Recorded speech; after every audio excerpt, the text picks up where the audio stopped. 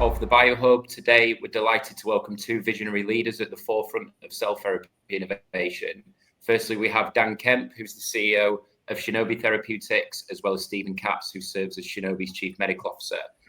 So join us today as we'll walk through Shinobi's pipeline, how Shinobi fits into the Japanese biotech ecosystem, as well as operating as a transatlantic company. So, guys, thanks so much for coming on. How are you both?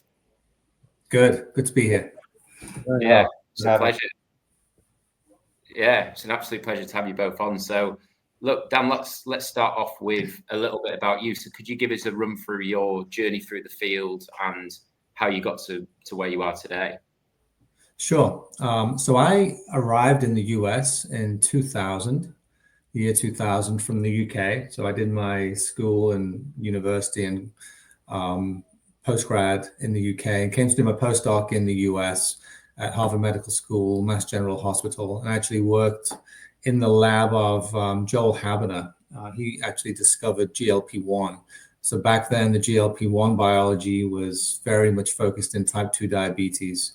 It's really much more recently that the obesity impact has been taken hold, and obviously it's a huge area. So I worked in diabetes with Joel for my postdoc, and then joined Novartis and really started to build a career in pharma. So 8 years or so at Novartis in Boston. Very early days for Novartis as they were establishing themselves back in the early 2000s. Learning the ropes, how to develop small molecules through preclinical processes. And then I joined Merck in 2008 and really continued that journey in developing small molecule drugs in the metabolism space, and took one in particular into the clinic, an AMPK activator, which was a really fantastic mechanism. And through my journey, there have been certain biologies that really showed themselves to be fantastic. GLP-1 was one. AMPK is actually another one. I think there's a future for that area. But then I moved from Takeda, from Merck to Takeda. And Takeda was very eye-opening for me. Japanese company. A lot of things were happening as that company was becoming a global presence as opposed to a very Japanese pharma company. I spent a lot of time in Japan and got very much involved in cell therapies. So a lot of the transitions to where I am now began at Takeda.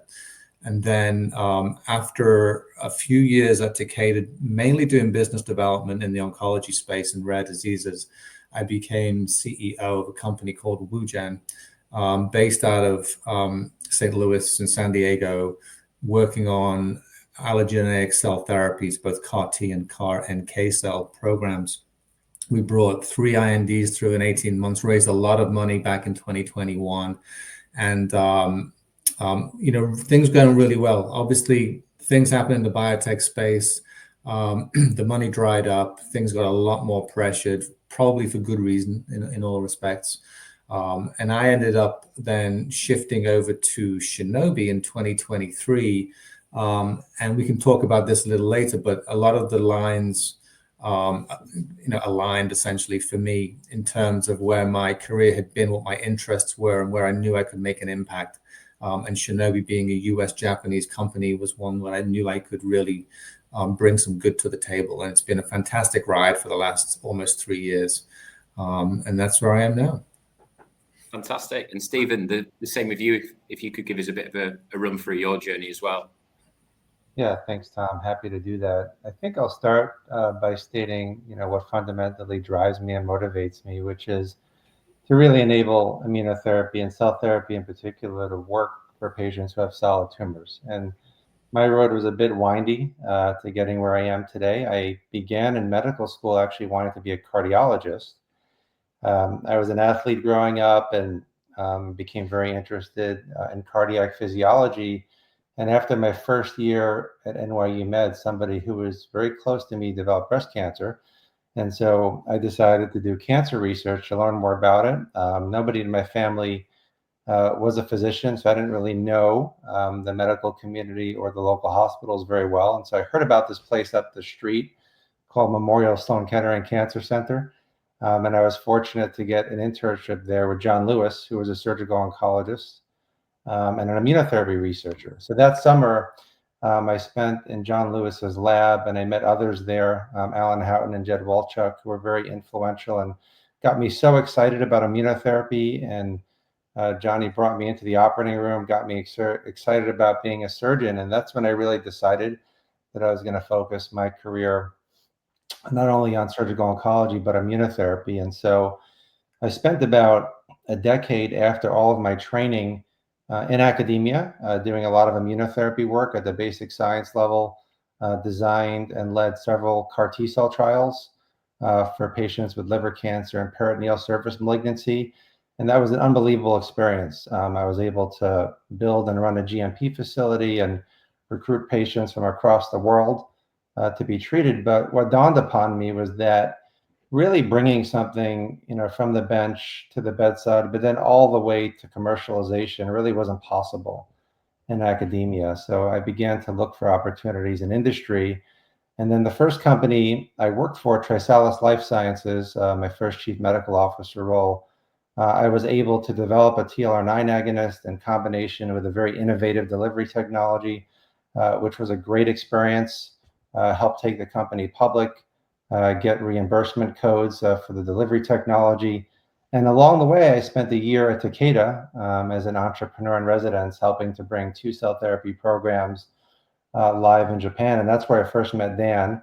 And we had a great working relationship. It was an incredible experience opening studies in Japan and continuing my work with Trisalis. And then when Dan joined Shinobi and he offered me the opportunity to become part of his team in our company, I couldn't say no. Dan's a great leader, and the technology, as we'll talk about, is very compelling, and we think can make a big difference for some very significant unmet medical need populations. Very good. And Dan, so Shinobi has quite an interesting origin story, evolving from its beginnings as Thias to rebranding as Shinobi Therapeutics in 2023. Could you walk us through the journey of the company? Sure. It's a really interesting story. So I got to know Thias back in 2015, 16. So this is a 10-year story when it spun out of Kyoto University in Japan. Kyoto University is where Shinya Yamanaka discovered iPSCs, won the Nobel Prize soon after, but built an institute of research scientists around this iPSC technology, which is, really fantastic. Thias spun out of that institute and was funded kind of regionally by Japanese investors. One of the biggest issues for that company was that the ecosystem in Japan in terms of biotechnology is very underfunded. It's a very well recognized issue in Japan. I was there last week, actually met with the Prime Minister of Japan to talk about this exact thing, that Japan needs to rethink how it really comes at biotech, because it could be a leader in the world and should be, because the science is absolutely world-class. When you look at Nobel laureates, you look at publications, Japan is as good as any other country in terms of academic research, but the translation into biotech and drug discovery has been lacking. So Thias really struggled for about 7 years with about $7 million of investment over that period of time, which in the cell therapy space doesn't get anything done in reality. In 2023, a couple of major investors, 8 Roads Ventures in Japan and F Prime Capital in the US, recognized that the science was top class, but really needed to reform the company. Because as you know, what you need to succeed as a biotech company is science. You need application of that science into drug discovery. You need a team that can get it done, and you need funding that can maintain everything.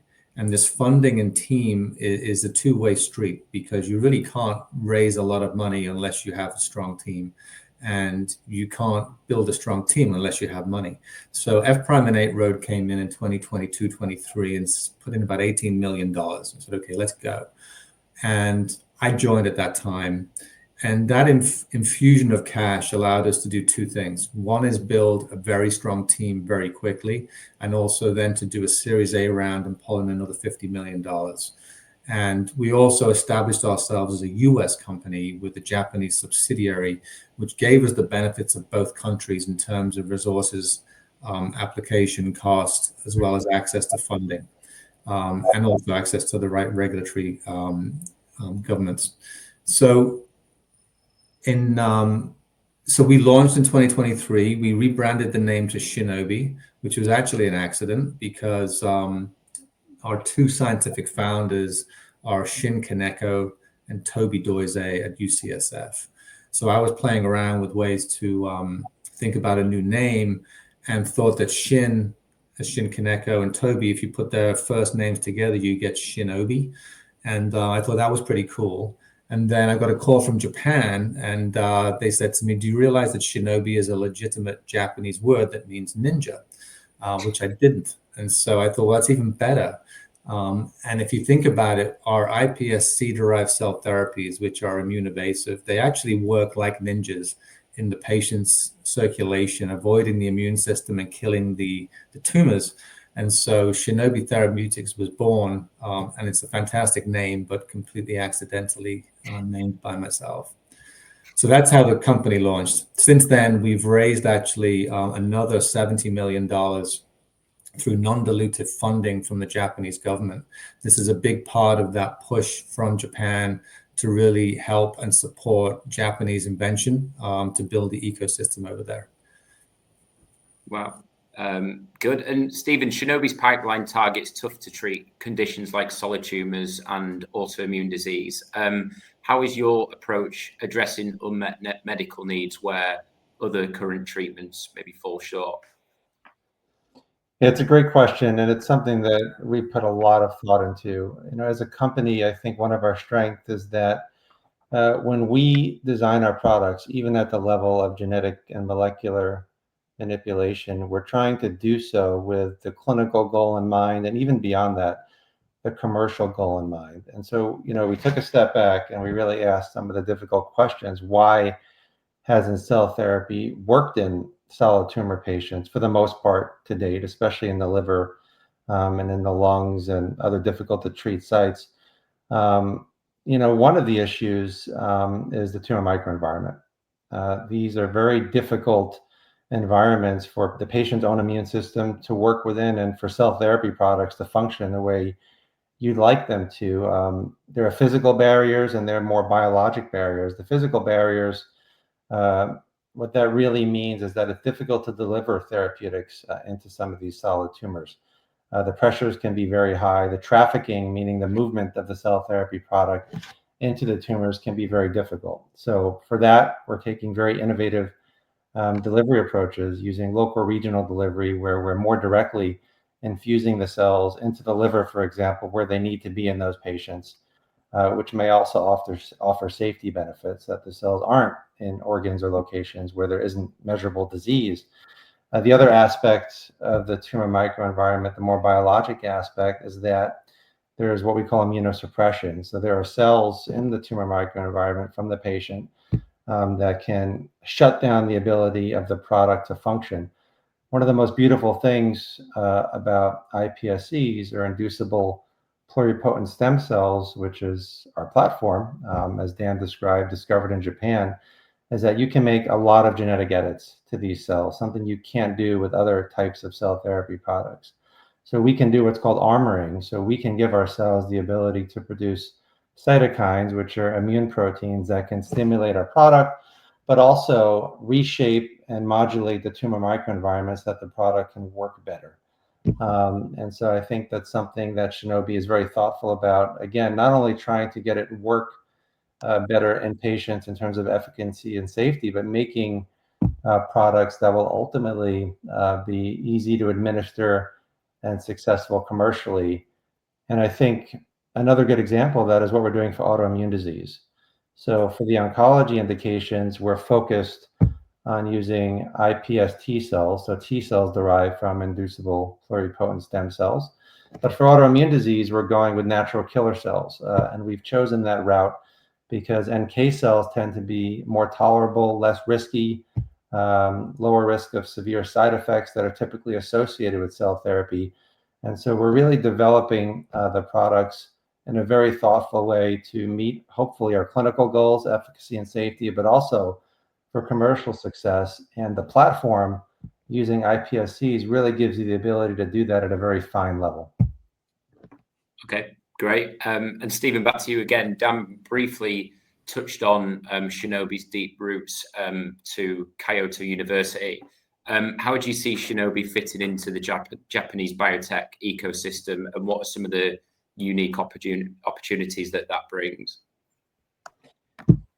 I think there are things presently in the Japan biotech ecosystem that we're benefiting from, and Dan alluded to this. So the discovery of iPSC at Kyoto in Japan is something that we're obviously leveraging in terms of the ability to engineer the cells, manufacture them, and the incredible scientific expertise that exists at Kyoto University. And then in terms of what we can contribute to the Japanese biotech ecosystem, I think that Shinobi has the potential to really create some very big wins for Japanese cancer patients, and then globally in these very difficult to treat indications, and hopefully demonstrate that companies like Shinobi can bring highly innovative immuno-oncology products into clinical trials, through approval, and then into the market, which has been very difficult to do with cell therapy, as we discussed. But we think Shinobi has the right pieces in place in terms of leadership, team members, and technology to make that happen. And then we hope that can pave the road for other companies to come into Japan and do similar things, because at the end of the day, we don't just want Shinobi to succeed. We want many companies to succeed in Japan to help patients there and across the world. Okay. And Dan, Shinobi has teams located all over the world. How do you ensure effective collaboration and foster a cohesive company culture despite the challenges of different time zones, different geographies? Yeah. So it's a really good question, and it's it's an ongoing challenge, but at the same time, in some respects, it's actually a great opportunity. So we have about 35 people in Japan and about 20 in the US, mainly in San Francisco. We have some remote workers as well. And the common theme across the whole of our organization is it's really about accommodation. It's about almost to the extent of friendship. I've been super careful, as we all have at this company, to make sure that when we're hiring, we hire people who really can fit into the kind of culture and the challenges that this company brings. The Japanese culture is very different to US and European, and that's one thing. The time difference between Japan and the US is very different too. And so we're finding ourselves working at different times of the day. Communication, the languages in of itself are a challenge. So we've learned a lot over the last 2.5 years how to work really effectively together. In some respects, as we're working around the clock, either in Japan or the US, we're getting a lot done in the labs on a constant basis. Folks like myself based in New Jersey, I'm spending most of my evenings on Zoom calls to accommodate both San Francisco and Japan at the same time. And these are just these accommodations that we make for ourselves, and we align them with our family and our balance of everything else. But I would say as a bottom line that this kind of company, the way that we're operating, is not for everybody, but it really is for some people, and we've been careful to hire those people for which it's a really good fit. Stephen was a very obvious choice for me. I'd worked with him before at Takeda and spent time in Japan, developing our products in Japan as well as in the US in parallel is what we're going to be doing going forward. So yeah, bottom line is challenging, but also rewarding in ways that I think brings the team closer together as a unit. Very good. And this is a question for you both. You've obviously worked together in the past and now at Shinobi again. Can you talk us through the importance of the relationship between the two of you, now CEO, CMO, and how your different skill sets complement each other as well? Do you want to go first, Stephen? Yeah, happy to start. I mean, it's one of the most important relationships and dynamics in a company like ours. I think what helps Dan and I work so well together is that I think fundamentally we're driven by the same things. We really desperately want to help these patients with these tumor types and these autoimmune diseases have better outcomes and better quality of life through leveraging the technology that Shinobi's bringing into the clinic and then hopefully into the marketplace. So I think that really helps us align, is that we're really both driven to achieve those goals and at the same time create significant value for our shareholders. And if you're doing things right, those two things should be happening in tandem. And so I think, we approach that in a very similar way. But I think we also have different skill sets, and that's why we complement each other very well.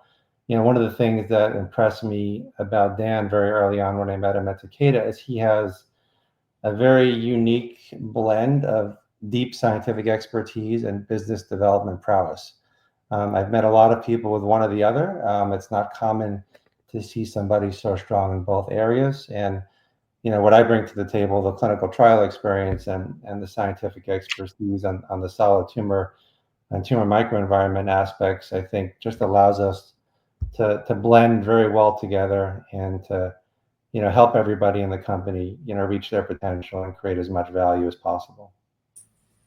Yeah, and just to add to that, I mean, I think everything Stephen said, I agree with. I think our complementary kind of strengths and Stephen's credentials as a chief medical officer are fantastic. So to me, that's kind of the easy piece where I know exactly that he can take care of everything that needs to happen from a translational clinical perspective. And of course, we're doing that really well right now, both in Japan and the US. I knew that he had the experience in Japan too, which made me even much more comfortable. But at the end of the day, it also comes down to the fact that you build a relationship and a friendship that allows us to work seamlessly together. And it's Stephen and I. It's also others in the company as well. But I've learned over the many years I've been in this industry that working with people you want to work with is pretty much the number one thing. And when you have that, and you have the right disciplines, and you can get anything done, and that's what we're doing at Shinobi. Very good. And Dan, Shinobi recently announced a strategic partnership with Anosha to develop off-the-shelf TCR engineered iPS T-cell therapies for solid tumors. How does this collaboration enhance Shinobi's capabilities, and what impact do you anticipate it will have on the accessibility and effectiveness of cancer treatments? Yeah, good question. We have a couple of collaborations actually. Anoka is one of a couple of strong ones that we have. So Anoka are discovering and developing TCRs, and they're currently in the clinic on an autologous CAR T, an autologous TCR T-cell program, and doing really well. But they have such a strong platform to develop novel TCRs. It's exactly what we're looking for as we're building the cell therapy platform of the future, an iPSC T-cell platform. And of course, from their perspective, Reagan Jarvis, who's the CEO, he's looking for the best vehicle for their TCRs. I think the whole world realizes that autologous cell therapy is fantastic, but it can't be the future in terms of access, cost, and a lot of other aspects of the way that allogeneic cell therapies can be off the shelf and beneficial. So our platforms actually could align beautifully well. And we're spending time now just making sure that our science works together well and that our companies work together well. And that could be a very strong partnership for the future. Another collaboration we do have is with Panasonic. This is a really interesting one in Japan. As you know, Panasonic are a huge company and very much focused on engineering, and their capabilities are being applied to cell therapy manufacturing. In the case of our collaboration, they believe that they could help us do the differentiation and manufacturing on scale in a fully automated way using the technology. And a pilot program that we've already been working on for about a year now is looking extremely good. The data is fantastic, very robust and solid. And this is another one similar to Anoka, where we hope to build that collaboration much more strongly over the coming years to something much more meaningful. Because I think that the iPSC allogeneic cell therapy platforms across all companies is going to be a major part of modalities in the future. Fantastic. And this is a question we usually finish with on the BioHub. I know I wanted to give you both a bit of a heads up that we asked this. Stephen, I'll start with you. If you could have dinner with 3 people, past or present, who would it be and why? It doesn't necessarily need to be biotech innovators, although it can be if you like. But yeah, 3 people for dinner. Always a tough one. And Dan, I'm not going to pick you because we have dinner all the time, so we don't need to cover that. I think William Coley is the first one I would pick. So Dr. Coley, for those who don't know his story, he probably is the one who discovered immunotherapy in the 1890s. He saw one of his patients. He was a surgeon on the Upper East Side of New York, and he saw one of his patients with a large neck tumor who could not have the tumor removed because it was wrapped around the carotid artery, among other things, develop a really bad infection. And Coley surmised that it was the inflammatory response. Now, the immune system had not been discovered yet, so he couldn't talk about B cells or T cells. But he surmised that the inflammatory response led to this tumor regressing, which it did. And years later, it remained gone. And Coley began doing, well, let's call it a clinical trial, injected mixtures of bacteria into patients, which were, let's just say, led to mixed results, some toxicity, hence Coley's toxins, the term you may have heard of, but also some good outcomes. But the reason why I would love to have dinner with Dr. Coley is, it was very difficult, I would imagine, for him to push forward an idea that essentially the entire world was telling him would never work and he was crazy for thinking about. But he really stuck with it, and it didn't really come to fruition until probably over 100 years later. But I've always admired the fortitude that he demonstrated in pushing through what must have felt like insurmountable barriers to try to help his patients achieve better outcomes. Number 2, I'm going to go with Winston Churchill. I recently visited the Churchill War Rooms in London, and that was a remarkable experience. I had no idea how intense it must have been for Churchill and everybody under him to live through that, and the decisions, the life and death decisions he had to make on behalf of millions of people, and the way he seemed to keep everybody aligned with his leadership and keep everybody calm and focused on the mission was unbelievable. So I would love to hear that firsthand from Winston Churchill. I owe you one more, don't I?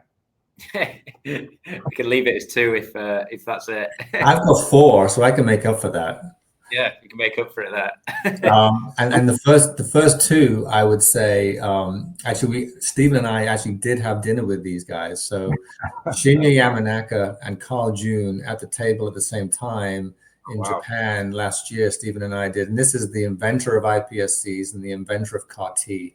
I think in 200 or 300 years' time, people will look back and these guys are it in terms of a revolution in cell therapy modalities. So that's 2 in 1 that actually we've already checked off. From my scientific kind of background, Ernest Rutherford, who's was a physicist, and did some amazing work figuring out the atomic nucleus in the basement of Manchester University, which is close to where I grew up and was born.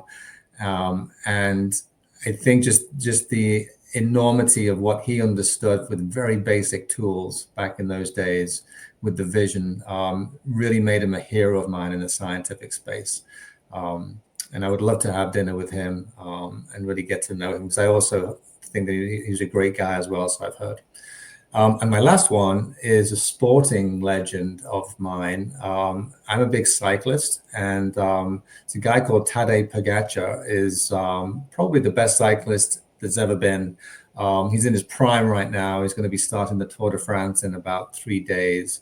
And I've had the pleasure of seeing him ride by a couple of times in races, but I would love to sit down and have dinner with that guy. Wow.